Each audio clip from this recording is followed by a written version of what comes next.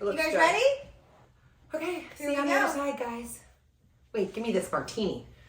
Look, can you Kayla check made your an mic again? espresso martini. It's so good. Let's Yeah, get ready. You can Check. You can adjust that however you Hi, want. everybody. Kayla makes a great espresso martini, and she actually Check, grinds check, the beans check. by Check, one, hand. two. She probably harvests the cocoa beans as well. In my armpits. Oh, God. And it's Okay, probably I'm filled with rethinking breast that milk. martini now. It's filled with breast milk. What do you want bet? Hold on. It's not. There's no breast milk in it. Whatever. We should It's play a game delicious. called Is There Breast Milk No, in we This? should never Have play you that had game. my mac and cheese? Have you had my mashed potatoes? Have you Oh my gosh. You are uninvited from Thanksgiving. No, I'm not. You love me and my bread.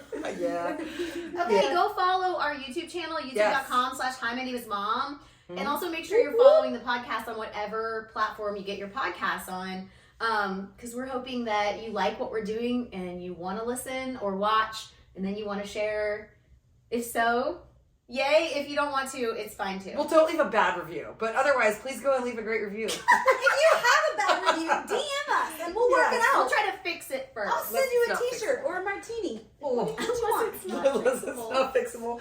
This is Hi, my name is Mom, a podcast about motherhood. Here are your hosts, Jen, Corri, and Kayla. Kayla, get in the game. Get in I the am in game. the game. Oh my goodness, you guys. Quick question. Do you guys know what parentification is or parentification? Parentification? Okay, Do so you know what that is? yes, a little bit, This is but a new I think term there's for me. several different sides of it. So Like most things in yeah, parenting. there's the gray where I happily live, but honestly, like it can be very extreme. Why do you ask? Well, do you know what parentification is? Have you ever heard that term?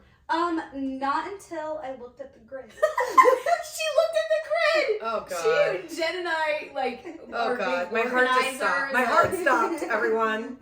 Hold on, I have to recover. Just Give me a take deep minute. breath. You guys, I am all creative. All, like 1,000% I'm good.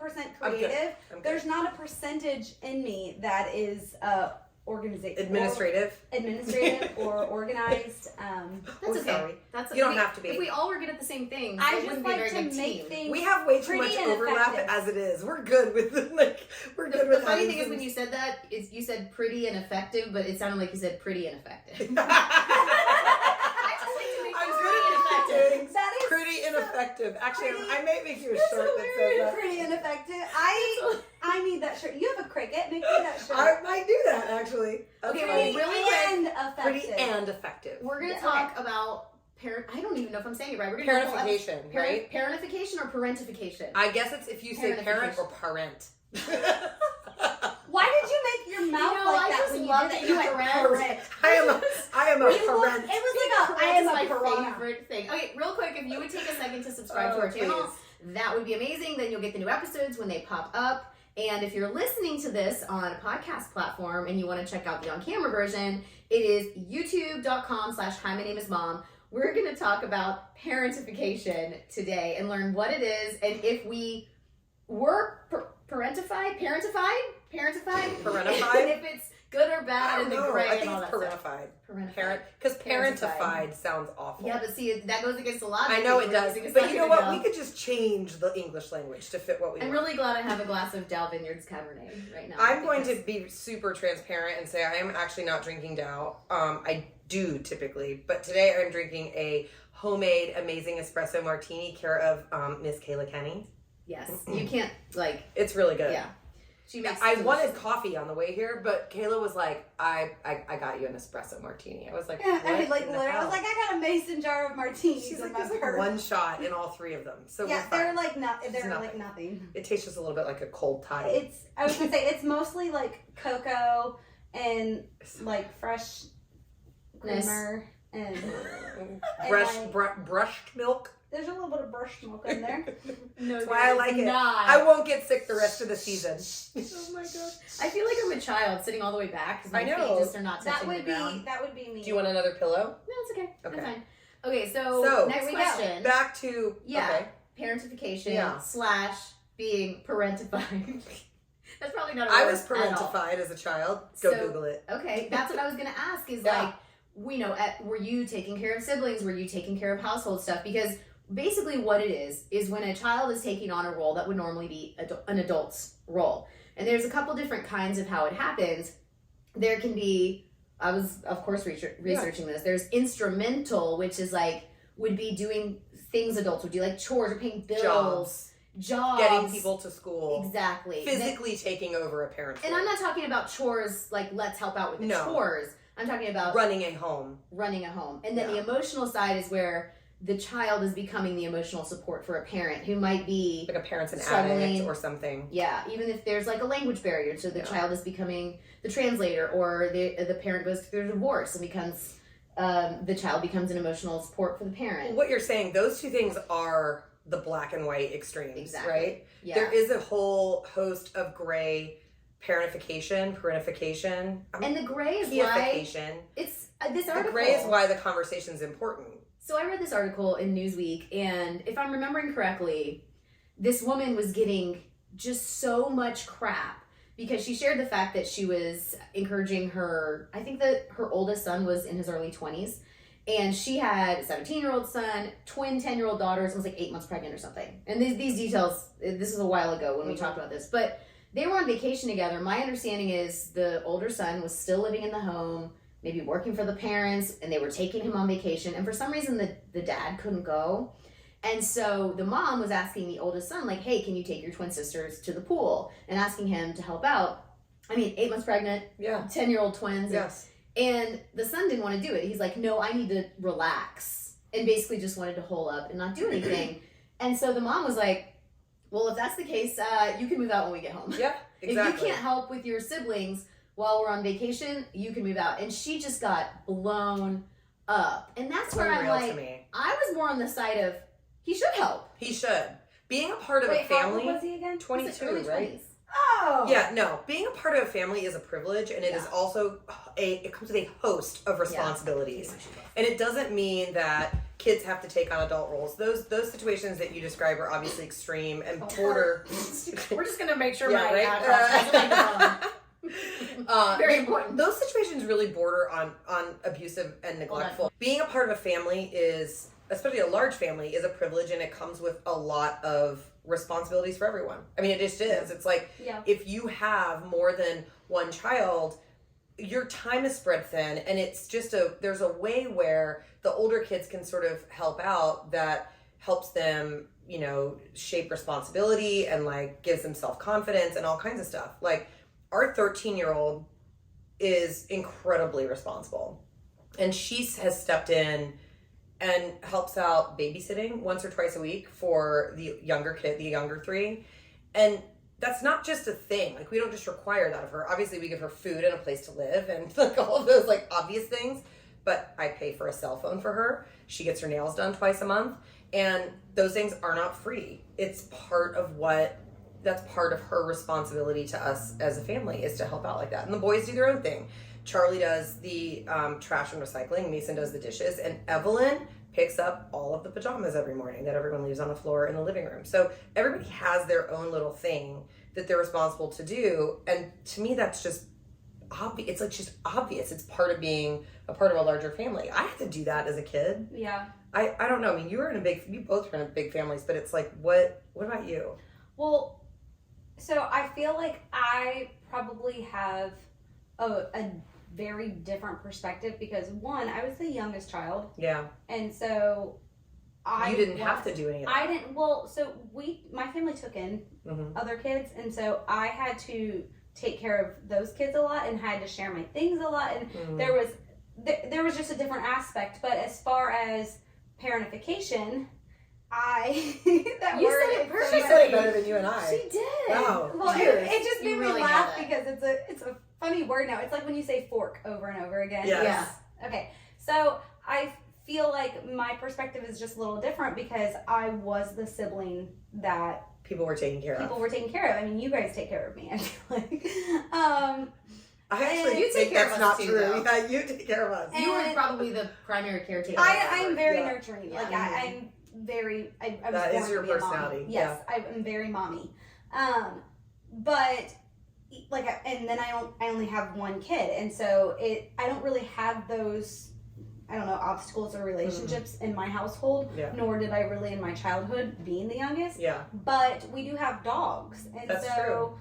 I I do expect her, like, she's now excited about, like, we have cats too, and she's excited about feeding the cats, and that's her job, is, like, feeding the cats. And so it's a little different, but when it comes to the chores, I personally do not believe in allowance. I give it to them, but it's not whatsoever. Well, it's and so I don't even know if I would call it allowance. I think there's different times to it, but like I personally, I know my husband grew up with an allowance, and I'm vehemently against it. Yeah. Like it won't happen for me. But it's also personalities with parenting, like, differ in each household. We do it for like completing certain things, but it's not like do chores, get allowance kind of thing. I grew up with a mentality like this world owes you nothing. Yeah. And so, like, what you put into it. And so my whole approach, and I don't know if this is going to happen as we expand our family, it's like everyone is going to contribute and do their part as much as possible. Yeah. And don't expect anything in return. That is just your responsibilities as a human being to contribute. Because, like, there's going to become a day where you're out in the big world, and I don't want my kid to feel entitled, like, oh, I'm going to get something out of it. If I didn't we all know that person who went to college and didn't know how to do their laundry? Oh, yeah. Without a doubt. Yeah, and then, like, so for me, if there is siblings, like, and when that I shouldn't say if. When Loxley has siblings, she's gonna be expected to bring me the bottles and the burp cloth and help out. And you need it more. And you really do. It more. Yeah. So I imagine if you have twins next. I'm going to. Yeah, exactly. Gonna be busy. I mean, little Loxley's gonna be so great. Because she'll be at an age where, I mean, she'll be almost Evie's age at that point. Yeah. When you give birth, because I'm putting it out there that you're going to have twins. And so it's like, when you give birth to these twins, she's going to be Evie's age. And the amount of help that she can be to you is, I mean, incredible. You know, I just started Olive and Arc, and her seeing me with kids there, she just gets mad and throws a fit. Like, I'm not allowed to hold any other kid or anything. But it's nice seeing her, instead of acting like just like a kid that's like in this like whole childcare system, she acts like my little helper, and so that's kind of nice to see. That's my only take on it from experience I have. Yeah. Were you? I mean, I was the oldest. Parentified? Yeah, I was the oldest. I was responsible for like watching the kids. My parents didn't go out a ton. When I was younger, they went out once a week, or they had like a date night once a week. When we got older, they kind of took us out more. I mean, there's such a big age gap. I think there's 9 years between me and my brother. And that's what it is with Ava and Evie, too. Yeah. So a 9-year age gap between sibling, oldest and youngest is a lot. So there is a different expectation that's placed. I also babysat outside the home a lot and did a lot of that stuff. I just feel like the more responsibility kids get in a healthy way teaches them to just the world doesn't revolve around them. Yeah. Well, that's the thing that I struggle with. Yeah. I mean, I have definitely had a hard time having Radley, who's 9, do his own laundry when his little brother, who's 4, isn't having to do that. Right. But I also feel like that as you're older, you do have to take on more responsibilities. And honestly, I just need the help now. Yeah. And we do. Ty really handles the allowance, but he also has taught Radley to take his money and give a portion of it to charity, a portion of it is quick cash, a portion of it is saved. And so he is teaching him to be responsible with money. And most of the time, if he's earning anything significant, it's because he's going above and beyond. Yeah. And there's something that he wants that he needs to. Like, now he's helping me unload the dishwasher, and he is starting to do his own laundry and make scrambled eggs, and or actually not yet. That's what he wants to learn because his cousin knows how to do it. But he's doing hot dogs, and I love that. But for me as a kid, it was really different because I was working from the time I was very, very young. I mean, I was doing professional theater from the time I stepped on a stage when I was 4 years old. And I was getting paid to do it by the time I was about 7, doing commercials and voiceovers. And so the interesting thing is, when I was reading about this, I was having a hard time and feeling almost defensive towards my parents because there is so much judgment on parents whose kids are contributing to the household or working from a young age. But I personally feel like it gave me nothing but positive qualities moving forward. I do think there is a line. Of course there is. There is a line where if it's causing anxiety and depression, and if it's there's an unhealthy version of that. Yeah. But for me, I was doing television and theater from the time I was very young. I was paying for some of my own things from a young age if I wanted to do some, like dance competition thing. And it expensive for costumes. Like You would contribute. And then I started doing a TV show, and I was, you know, it kind of morphed into what it was. But when I was 9, and then, you know, there were times when it was like, oh, like someone who's an adult in my life needs to borrow money. I can do that. Yeah. They're going to pay me back with interest. Yep. Or, and the things that, if you looked at the actual list of things that are supposedly, you're not supposed to do, those things happened. Yeah. And also, And I also feel like I learned some, you know, some emotional behaviors from my parents. Like, I learned that my mom would be really stressed if we were throwing a party, and how to help her, like, not be as stressed, right? Yeah. And she said to me, just because my mom and I are so close, and so when she was here last week, she was like, well, you and your sister just kind of know how to talk to me and make me, you know, like, and it's fine, like, we don't fight. And so I feel like you know, you can learn so much by being more responsible. And so there's a place for me that's like, I don't know, I think I am a better person for having worked and also appreciated what I had, and being able to, you know, when I got to an age where I wanted a car, it's like, okay, well, let's, you know, my parents are going to pay, you know, half of the payment if I do the down payment and pay the other half. I've never met an adult that now, as an adult, is like, oh man, I wish I wasn't so responsible when I was younger. Right. You know, like, most... Not a healthy situation, not at least. Yeah. Like, I mean, like I said, we took in kids growing up, and I know a lot of kids, and that they were unhealthy situations that they had to be responsible too young. Yeah. And so I'm not talking about that, but even like those kids, they're amazing adults. Yeah. Like, even though their parents sucked. Like, I'm saying that... for real. And I only say that because I really mean it. Like, in those drastic circumstances. But, like, they turn out to be amazing kids who know how to handle stuff. Well, and so I feel like I don't think parents should be too hard on themselves if they're giving their kids a responsibility. Because if it's even on your radar that you think you are, you're doing a great job as a mom. With that. No, I've seen the flip side of that. I mean, I'm sure we all have, where I saw friends who were... you know, coddled and spoiled. Taking care of mom, and stuck in the middle of parents who were getting divorced and providing emotional support for a parent who needed to vent about, you know, their ex or whatever. I mean, I think there are versions of that kids shouldn't have to deal with. I sometimes am like, oh my gosh, I just put my crap on my kid. I'm having a moment. I'm feeling overwhelmed, and I'll stop and apologize to my kids, or you know, because they shouldn't feel rushed because I feel rushed in that moment, and they shouldn't feel like they have to take on emotions. There's a handful of times when I have gotten to breaking point and my kids have comforted me. We talked about this a little bit, where you got upset because, you know, you're like, well, she came and comforted me. And in a way, there is a line. If that's happening all the time, that's... Loxley brought me a cup, like, she literally carried my cup of coffee up the steps one time. And she was, like, 18 months old, and she's like, that's just such empathy. And that is beautiful. That's not a problem. Yeah, it was like a year ago. It was right after we released the episode about my topic, and I was just having a hard week. That was a week, you know, to go through it. And I remember her, like, and fortunately it was a cold cup because we're moms, right? How many times is our coffee cups, like, actually still hot? Right. But, like, she's, like, spilling it all of the steps, and she comes up the steps at 18 months old with this glass cup of coffee. Oh, my gosh.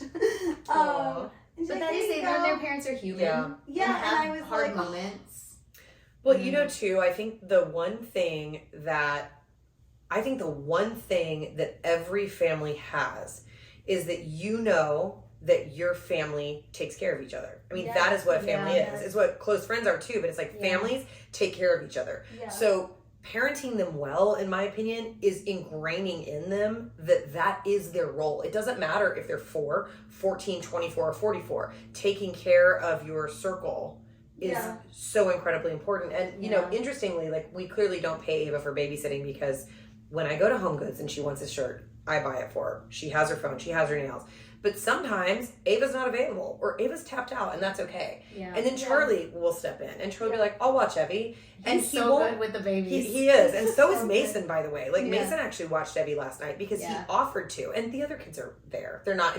But he said, can I babysit Evie? And I said, sure. He's like, do you mind if maybe I get $10 in Robux? And I was like, you know what? Sure. Because I was like, I'm not like physically handing him money for doing a job, but I'm like, you guys are going to be sitting here on your iPads, having pizza, chilling out, you know, while we're out at dinner. So you know what? Yeah. Of course you can. So there's a little bit of a line there for me of like, I don't do that every time, but there are times where it's like, you just spoil her a little bit because she's earned it. And that's, I feel like I was babysitting from the time I was like, I never babysat my little sister because she was only 1.5 years younger than me, but I did babysit other people's kids, like kids that went to our church, and I would babysit 3 kids at a time. And in hindsight, I'm like, can I imagine an 11-year-old watching 3 kids? And I wasn't making crazy money. Yes, I did too. But I think I was making like $10 an hour or something. Oh, what? I made $3 an hour. Okay. Like, there are parents who go, no, you can't pay my exactly. daughter that much. And I get that too, because they're learning skills, right? Like they don't have them. I'm kind of that way. Yeah. I wouldn't let Ava come away with $20 an hour or $15 an hour. But when I was in 3rd grade, okay, this is how times have changed. I used to babysit every Wednesday night for this family that did a Bible study. And most times they were at their house, but sometimes they weren't. And I had like 3 kids, and I was in 3rd grade. Yeah. 3rd That's grade. Bradley. That's Yeah, it is. Well, it's like 8 and 9. Yes. I feel like there was less stigma when we were growing up about like kids. There wasn't as much talking and information about like mental health when we were growing up. So parents did just throw a lot more on kids than they do now. I think we in coddle general, our kids a little bit more kids now. are so much more coddled now. Yeah. Like we are a little tougher.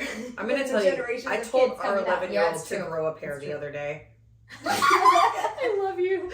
Because he was almost crying over the silliest thing. And I was like, you know what? You need to grow a pair. Come on. That's so funny. Well, we Pull it definitely together. do. I definitely sit down with Rad and go, okay, is this like, let's put this in perspective and look at the worst thing and the best thing. And this definitely falls somewhere in the middle. Yeah. And I think those, you can't just, the world revolves around them thing, I think is an important point where I sometimes feel guilty because I want or need to go work. But at the same time, I think it's important that the kids don't think everything stops when they need something. Right. Or if they want to play. And I don't love saying no when they're like, Mommy, come play. Right. But I also think it's important to know that I can't say yes every time. Yeah. Or sometimes I'm like, 5-minute timer, let's go. You know, and then I can have that focused little bit of time. But this is all so gray, right? Yeah, because I'm sure there are so many people listening and watching that probably have horror stories of this parentification thing happening on such an extreme level. I feel like I know. That is just I know so much too many neglect, extreme though. levels. Yeah. Well, that's what it hard. is. It's That's neglect hard. and abuse at some level. Yeah. It is. And that's definitely not what we're That's not talking what we're about, but it's a very real thing. And I think there's even a small part of me that because I was working from such a young age, I have a very difficult time not working. Me too. And even if it's okay financially and okay time, like even if it should be okay for me to go, you know, I just had a new baby and I'm not going to work for 6 months. I feel edgy. Production gives you a sense of self-worth. Yes. I struggle with that too. Yeah. And we should be able to play. We if we have the moment. I feel so guilty. I feel so guilty if I'm enjoying a minute to myself. Like I almost can't, which I know is a problem. If I can't make money doing about it something, anymore. oh, I do. If I can't make money doing something or it's not benefiting my kid, I feel guilty. I mean, because the problem is, if your mental health fails, your whole family falls apart. So from the beginning, it's like you taking care of you is very important too. I agree with that, but I think I personally believe this is probably a whole other topic, but I think this whole like self-serving wave of stuff that gets pushed on us like every day, like, oh, you do you, if it doesn't serve you, leave you, like I think it's so toxic. I think we are building such a selfish world with that. Oh, I agree with mentality. that. For sure.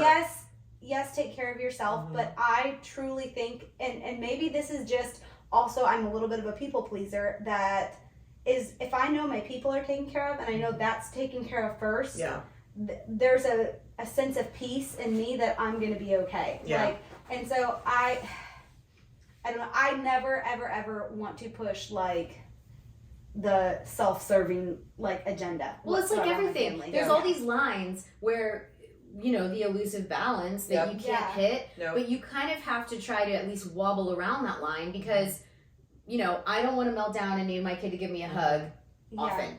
Because if I do it often, it does become toxic. But it is good for them But it's sometimes. good in doses. Yep. In doses, It's just very like good. it's like the 80-20 rule with life, I guess, where it's like I eat healthy 80% of the time, and the other 20% of the time I'm not going to feel guilty about it. And I wish I could take that same mentality with other areas of my life. Like 80% of the time I'm going to work hard and be focused, and it's all about my kids, and 20% of the time I'm going to be like, I'm going to do whatever I want unapologetically. Even like on the we love Yellowstone, the show. Yeah. And so it comes out tonight or this week. Tonight. Yeah. And I was thinking on the way over here, I'm like, okay, what can I multitask and do so that I can watch that tonight when I get home? What, like, I'll fold laundry. I'll do this. I'll clean the baseboards in the bonus room while I'm watching it. Like, I'm literally trying to make myself a task list to justify me being allowed to watch a show with my husband, which we never do. We never sit down and watch a show. And you're the only person putting those that on restrictions you. on Totally. yourself. No one's telling me that my baby. That's what we're talking about the self-care. It's like Yeah. your mental health, like you enjoying that time with your husband is worth so much more than the baseboards. Even though the baseboards are important, I agree with that too. Yeah. But Well, I do the same thing where I feel like I've been traveling so much, and I think part of this is just being aware that my husband has been, dealing with all the household things that I've gone a lot. Yeah. And a part of it is what I put on myself and he doesn't put on me. Like I try to overachieve when there's these times I know I'm going to be gone. So it's like, I'm going to wake up with the kids. I'm going to take them to do something. I'm going to do this. I'm going to get the lunches ready. I'm going to get the dinners ready. I'm going to get the laundry done. I'm going to do all these things. And sometimes what that means is that I'm edgy and no fun for him, because I'm trying so hard to be like, I know you're doing this stuff, but he's not asking me to do that. He's like, go do your things. I'm fine. I got it. I'm a grown up. Moment when we were all in Florida. I was so focused on making sure everyone was happy. And you guys were like, Kayla, are you okay? I'm like, yeah, I'm fine. Is everyone good? And you're like, you were like, we would be okay if you were okay. And I was like, I'm fine. And I had to take a minute. And I was like, Corri was like, what if? Yeah, go ahead. I won't speak for you. Okay. She was like, how would you feel if I told you that your anxiety was giving me anxiety? I didn't. And then me and Brittany were both like, yes. I didn't even realize though that I had anxiety. I was so. Well, we love you. And we want you to be enjoying and it. you guys know that it wasn't anything. I was so hyper focused on making sure everything was perfect for everyone else. That's who you are. That I was not self-aware. That I was acting like a crazy, anxious-ridden. And I do that. Yeah, I do it definitely too. I'm doing it right now. I mean, for listeners slash viewers. No, for real, for listeners slash viewers, we are recording Good Day Atlanta on Tuesday morning. So we're all going to Atlanta late Monday, and we're staying overnight. And what that means for me is kids have cheer. Adrian's working. I have a 4-year-old. Yeah. One of them is sick. The 2 boys have to figure out how to get in the house. One of them has theater rehearsals after school. I've got to coordinate all of that. And then in addition to that, my brain is like, I have to meal prep dinner, even though Adrian is a home chef and perfectly capable of cooking, but I don't want him to come home stressed. So I'm already like, how do I have, like, dinner's already ready. It's in the fridge. You've got this. Here's the, and he's so capable of doing that stuff, but I can't not. Well, and a part of that might truly be a carryover from being in charge of responsibilities very young. Yeah. But I would still rather probably work on it for myself now, which I could stand to do. My husband will look at me and go, can you just stop? And I'm like, well, if I stop, the things pile up. But I truly have been, I used to go from school to shoot a TV show, and then straight back in, then to cheerleading, and then go. I mean, I used to just run nonstop, and I still do it, and I know that it's something that I have moments of being better about that, and moments where I'm like, this is probably not fair to the people around. You know what's funny is you saying that is like, that was ingrained in you from what your childhood experience was. Yeah. And like, sitting back and like reflecting on this, I was like, I was the youngest child. I didn't really have it. But now thinking about it, probably the biggest part of my personality with being a people pleaser is because, not in an unhealthy way, because my mom was amazing, but I had, one of my sisters was a little difficult as a kid, and I had to take care of my mom and always make sure that I was in line and making sure that, like, you were trying to be good, so your mom I was trying to be good, and she didn't require that of me. That was something I took on myself. But like, I was trying to fit this void, And like, even as an adult, I realized that I'm always like, okay, they have this, like, for me, it was acknowledging my mom had stress from a situation in our house. And so I was constantly trying to fit that void and step up and carry this responsibility that I didn't need to have. Right. And so now as an adult, just hearing this and talking about this out loud is total therapy. I do that in every situation. Yeah. I carry responsibilities that no one is asking me to carry. Right. But I'm like, okay, well, you're stressed here, so let me hold that weight for you. Yeah. Let me hold that. Let me hold this weight for you. Let me hold this. And it's like, that is something, the parentification that we do to our kids is going to like set them up for how they cope with situations as an adult. So I think it's huge on us as parents to make sure that the weight they carry is appropriate. I agree. You will never feel bad about teaching your kids to take care of those around them. And I think it's worth noting that I think, again, I can't say this enough, that there is such a toxic version of this that is out there. But for me, thinking about the way I was raised and being able to help a little with the household and being able to be there emotionally if I needed to or wanted to, because I was the same way. I was a pleaser. I wanted to be like, I my whole thing was I want to make people happy, and I'm still that way. But when I look back, regardless of whether or not any parent handles it perfectly, because that's another thing where we could talk about, we got to strike that balance and then put a lot of pressure on ourselves. But I do think it kind of comes back to, you know, I worked a ton as a kid, and a lot of that was my choice. My parents didn't push me into it at all. They were supportive, drove me where I needed to go. You know, it's like they did walk that great line. And so any of that, if you can even call it that, I'm so close with my parents. Like, I couldn't love them more, and I would not change one single thing from my upbringing. So I think looking back, and I had to think really hard of like, did I have a little bit of this? So that's where it's like, we also can't put too much pressure on ourselves, because if you're loving your kid and you're trying your best, it can look really differently, but hopefully your kids just still love you, and you're going. I think you said it. Every parent is going to give their kid something to go to therapy over. Oh yeah, my mom says that, and she's absolutely right. There's going to be something that you look back on from your childhood, and you're like, So we screwed up if we don't do that. So we're fine. We're fine. screwing up our kids regardless. So put those responsibilities on them, and you give yourself a pat on the back, because we're all doing a good job. The other thing I know we're going to get, you posted on socials where one of your kids was doing a chore, and you got so much crap about. I don't remember what it was. Kids are supposed to be kids or something. I mean, Evie was putting her own clothes away, and that could have been it. I can't remember what that post was, but yeah, people are like, kids should be kids. I'm like, what does that even mean? I worked, like, I babysat from 3rd grade until I graduated high school. Yeah. When I was a junior in high school, and a junior in high school is like 16, 17 years old, right? I worked every freaking day on a spelling entertainment show from 2 in the afternoon till 9 o'clock at night from August to February, every freaking day.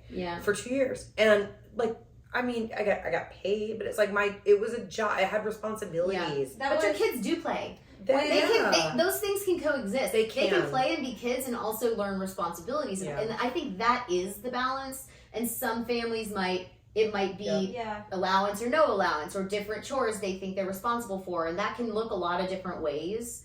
But I think that kids can learn responsibility and play. I had friends growing up who were raised on a dairy farm, and they had to get up at 4 every day to milk their cows before they got on the bus. And like, I mean, and they're like the hardest working family. Like, they're amazing. And then even like when I was in high school, I worked at a fitness center, a gym, and I worked at an ice cream shop.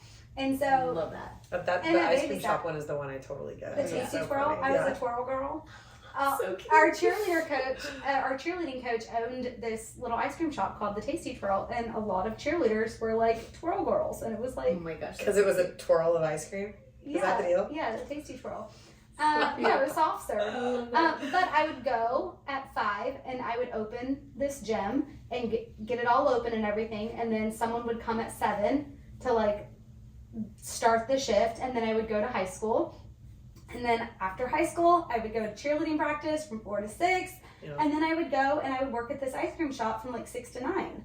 And so like that was like my brain in high school. It's like you didn't stop. And it's funny, like, and maybe like in college my dad would give me some gas money, but my parents never gave me gas money in high school. Yeah. If I needed to go somewhere, So, I needed to like. Can I say that something about that though? I've heard a lot of my friends, and by the way, my parents were the same way when I was growing up. They're like, if you're going to drive somewhere, you're going to pay for your own gas. Yeah.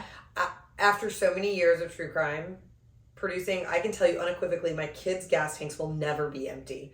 They'll pay for insurance and they'll pay for their car, but their gas tanks will be full 100% of the time, because the number of stories that you hear of kids who run out of gas, who try to make it to a gas station and are killed or abducted is insane. Well, dark. I will say my dad. Yes, okay, that's so just a thing for me is the gas. With that is I had to pay for my gas. Yeah. But my dad would check our tanks, and he would go fill up our gas tanks. That's so sad.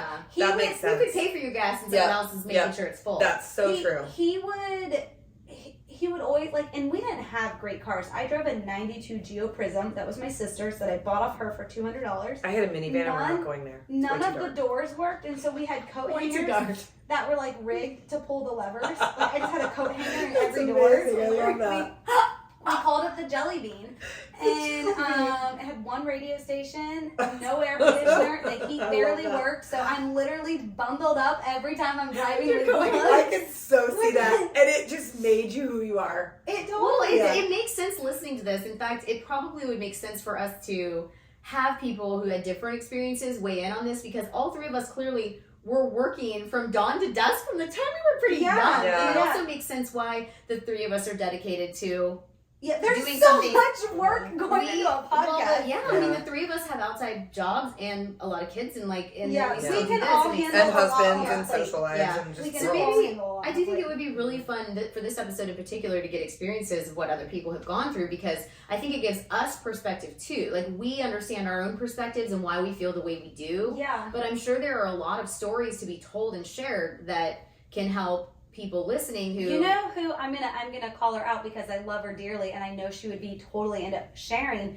is I would love to get Nikki Leonti's perspective on this. Yeah, for sure. She's a good one. We should just I would personally love Michelle Duggar to talk about it, because I didn't produce that show, but I know the producers very well. I know a lot about that world, and man, talk about parentification.